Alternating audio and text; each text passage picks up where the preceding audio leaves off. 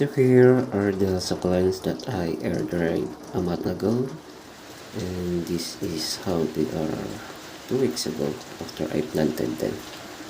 And now it's been 2 weeks and they are growing good. I don't see any casualties as of now. I like it. I like how they grow because it's rainy season. They're a bit insulated because of the lack of sunlight, but I love it. They've been staying there, and I'm bringing up them here for more rain. And so far, they are not rotting.